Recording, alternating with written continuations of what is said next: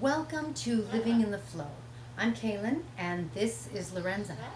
Today we're going to talk to you about why it's so important to learn to monitor energy. So we know that the law of attraction says that you attract onto yourself the same energy that you put out. But do you know what energy you are putting forward, what energy you are activating? If you grouse a little, what kind of energy are you really putting out there? In other words, I can say hello, and I can say it in a lot of different tones. Hello. Hello. And there are different energies at play underneath. I know you can get a sense of that. It's important to get a good sense of that and to start to really monitor energy, because if you're not monitoring energy, you won't know what energy you're putting out, and you could say that you don't even know what it is that you're asking of the universe.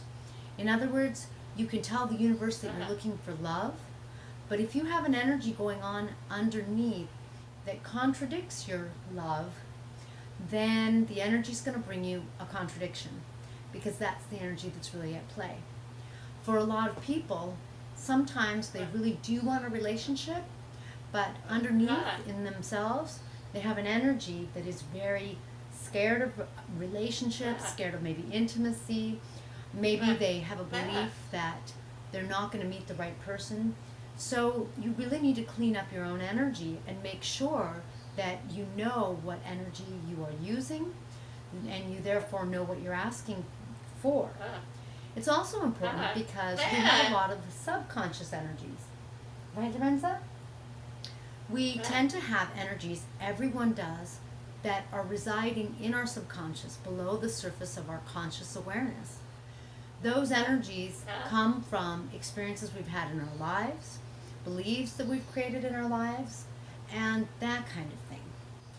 Those energies that are undercurrents, if you will, they can be very powerful. Unlike our conscious desire to ask for a relationship, for example, which we can do some of the time, those undercurrents of energy, for example, perhaps a fear of intimacy, it can be active all of the time.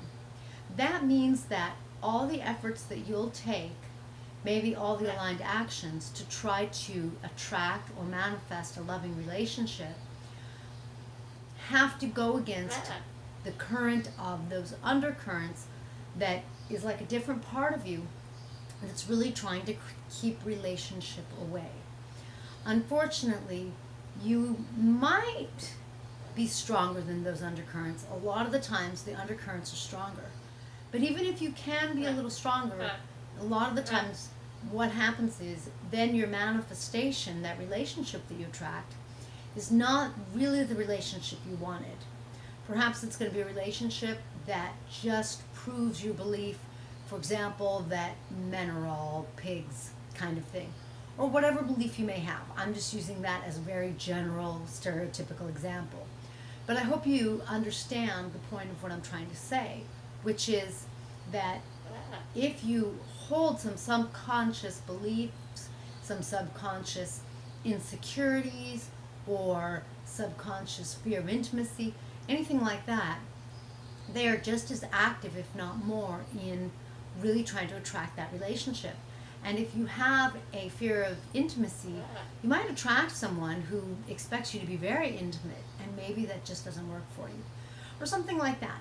In other words, when you think about what you can attract, there's a lot of details to it. For example, when I wanted a pet bird, there's a lot of different bird options. Like there's over 300 different kind of parrots in the US. Plus, I could have a male or a female. And then there's some mixed parrots. There's what's available maybe locally, and maybe what I could, buy from a breeder. A lot of different options. So think about all the different choices that you have, or that I had to make, as far as all of the details, the length of her tail. Some parakeets, by definition, have a longer tail. The coloring of the plumage, the feathers. There's a lot of different kinds of elements that go into what makes a parrot. The same can be true for a relationship. Do you want someone who is very independent and you and the other person kind of do your own thing? Or do you like to be a little more close knit? Maybe you want someone who you really share a lot more with. Do you want someone who wants a family? Do you want someone who doesn't want a family? Do you want someone who is very adventurous and someone you could travel the world with?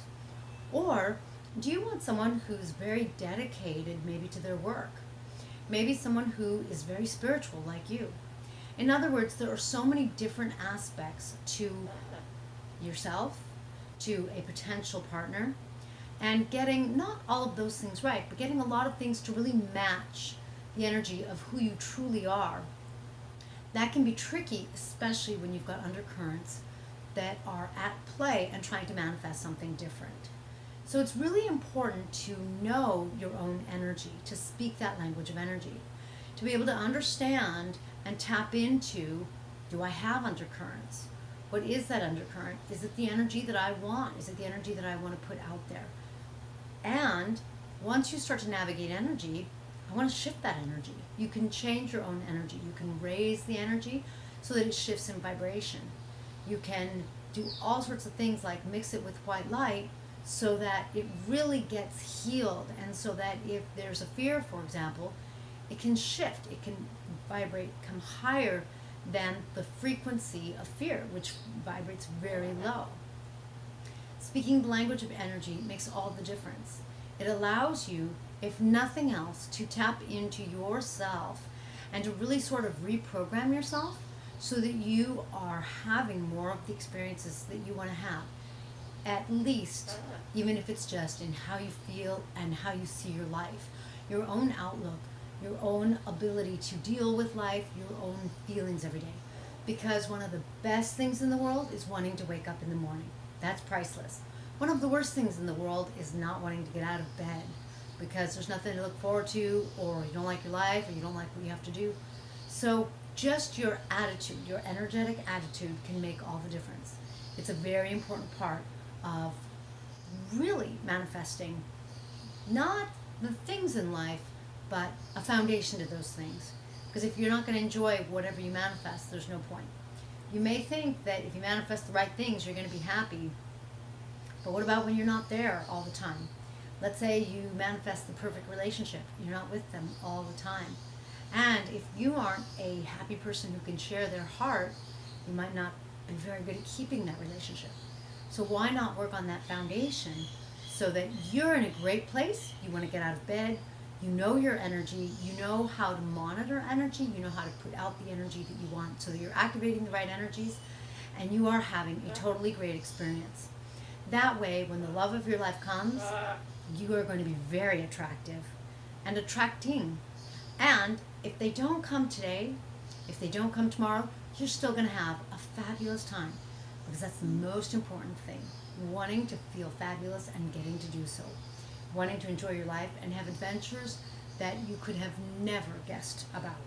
And then when you're in a great place and you can monitor that energy, you set yourself up to allow life to bring you things beyond your wildest dreams. Thank you so much for joining Lorenz and I. Join us in our next videos to learn more about how to monitor energy so that you can get yourself into the wonderful flow where everything is.